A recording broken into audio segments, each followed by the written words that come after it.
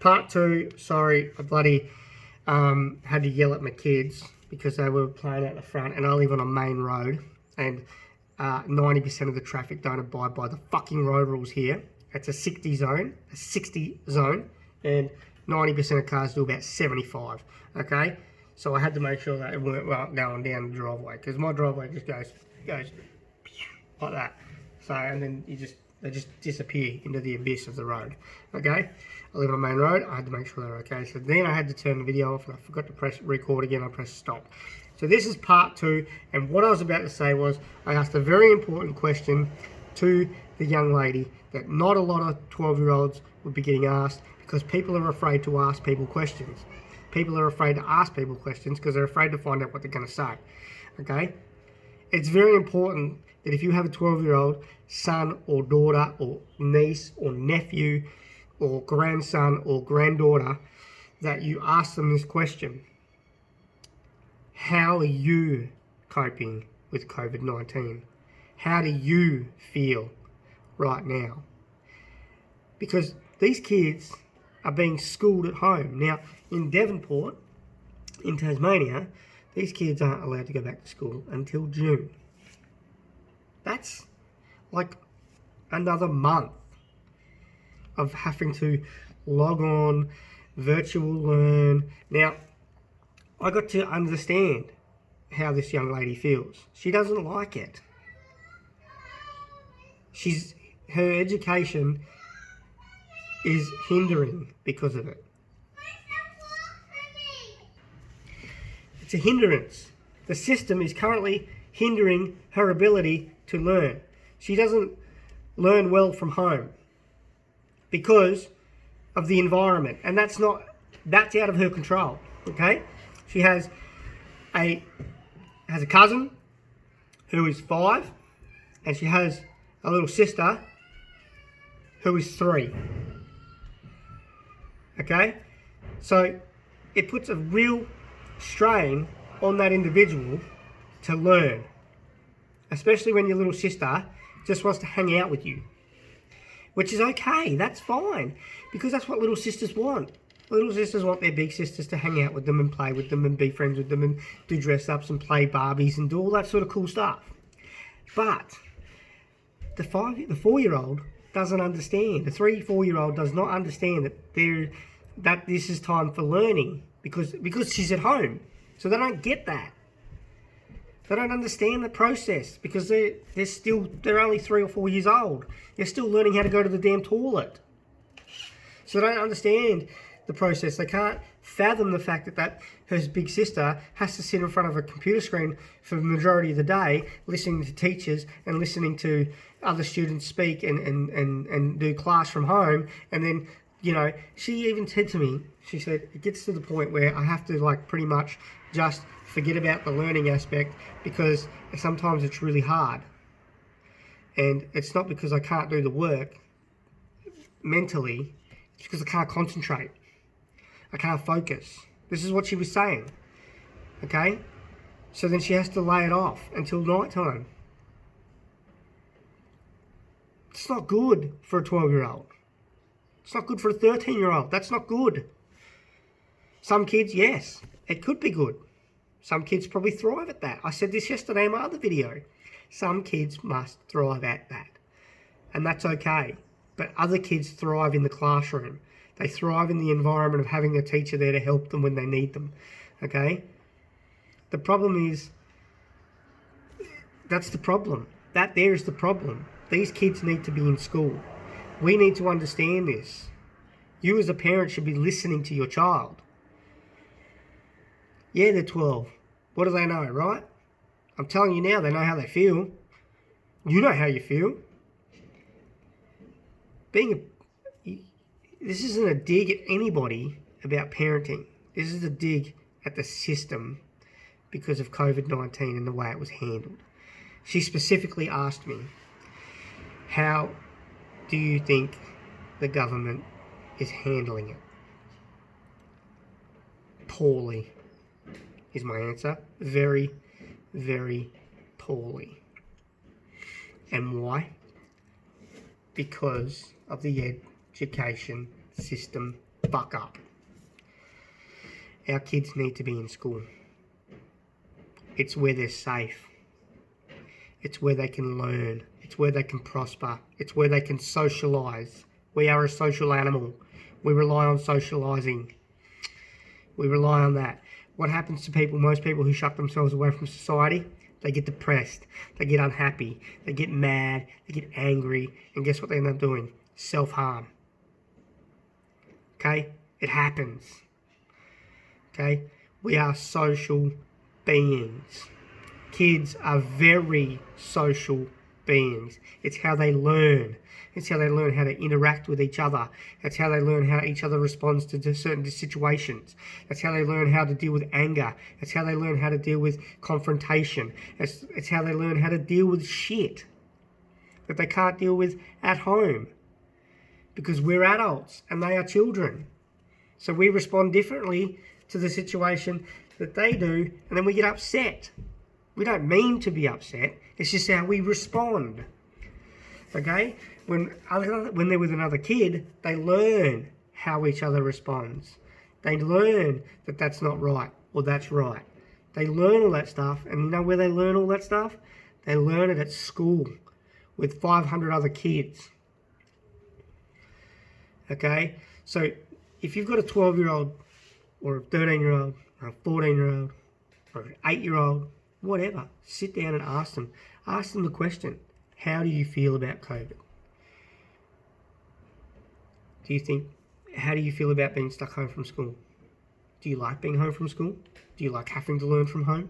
Ask them the questions. It's really not hard. Man, she's not even my kid. And I asked her because I wanted to know. I want to know what 12-year-olds are thinking right now. I want to know what they think. Because eventually, some of those 12-year-olds' opinions are going to matter. At one point in their life, they are going to be in a position where their opinion and their feelings matter most. Especially if we still live in a democracy. Okay? You can't shy away from that. People shouldn't get mad for asking questions. And people shouldn't get mad at you for asking questions of your government or of the school system or of anything. How do we learn? We ask. How do we understand something? We ask. How do we want to know something? We ask. I was a kid that would never ask questions. I would just sit quietly at the back of the classroom.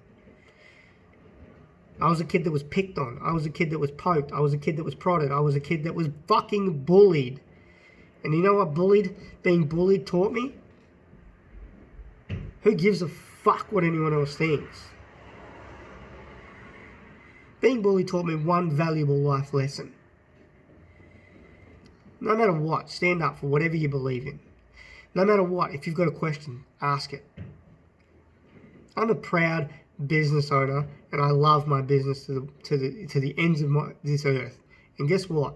The number one thing that I preach to my clients is, if you've got something problematic, ask me. If you've got an issue, let's talk about it. If there's something that's of concern, let's raise it. Because at the end of the day, we can't fix something if it's broken if we don't know about it.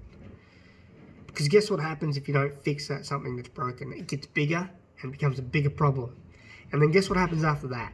You continue to avoid it until it gets even bigger and it snowballs.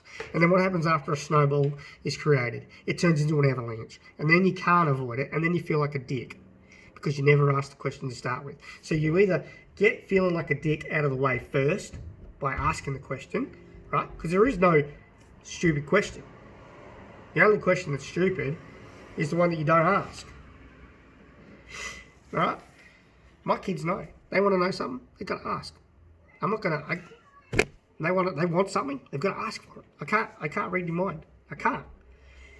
Okay? If you want to learn something, turn the television off. Pick up a book. Go into YouTube. Get a Twitter account. Follow all the people that you like. Okay? There is a lot of information right here at your fingertips. Okay? So well done to the young lady today for videoing and being super confident, even though you weren't to start with, because it takes guts to get on a camera and ask questions to someone that, even though you know me, it still takes guts. Okay, it still takes courage, and that's one of the most powerful things that you can have is courage. Okay, fear is only fearing itself. Okay, don't fear anything, just attack it. We were designed to do that. We were designed to attack. We were designed to hunt. We were designed to tear things apart, and that doesn't just mean physically. Okay, it's mentally as well. We have the capacity in here to think for ourselves, speak for ourselves, research for ourselves, understand things for ourselves, and inform ourselves with an opinion based on what we believe, what we get out of the information. And you know what? The very last thing I said to the people that asked me to do the video with their daughter is, you guys know me. You guys know me better than most people do. If I'm wrong, I will say that I am wrong. If I fuck up, I will be the first person to say, hey, I fucked that up. I got that one wrong. But when I'm right, I will not back down. Okay, I will not.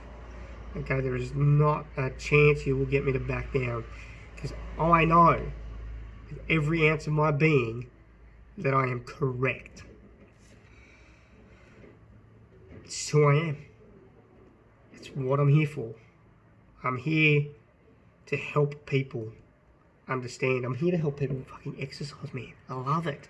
I love watching people transform physically and mentally. It's the fucking best feeling in the world. Okay?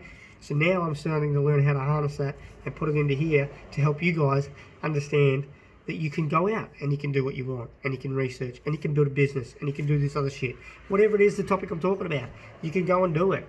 Okay, we got this great device called a smartphone. It's untapped. It's untapped. So I'm going to leave you with this final thought. All right. If it doesn't feel right, it generally isn't right. So then you start to ask questions. Do not be afraid of that. Do not be afraid of that feeling. Ask questions. The beautiful thing about this country is that it's a democracy. And in a democracy, guess what you can do? You can question everything that doesn't seem right. Everything. You can question the people that are at power. You can question their motives. You can question what they want to do. You can question their policies. You can say you don't agree with that. That's the beautiful thing about being a human being in a democracy. Unlike China, whereas very much like that in Victoria, in China, people get shot for speaking out against the narrative. In China, people get locked up for speaking out. Do you know there were people in China trying to tell people outside China about coronavirus before the world knew about coronavirus? And all them people are dead. Mysteriously gone. Not on the planet no more. Question everything. Thanks for watching, guys. Part 2. Sorry about the part 1. And you probably heard me screaming at the kids. That's how we roll. Cheers.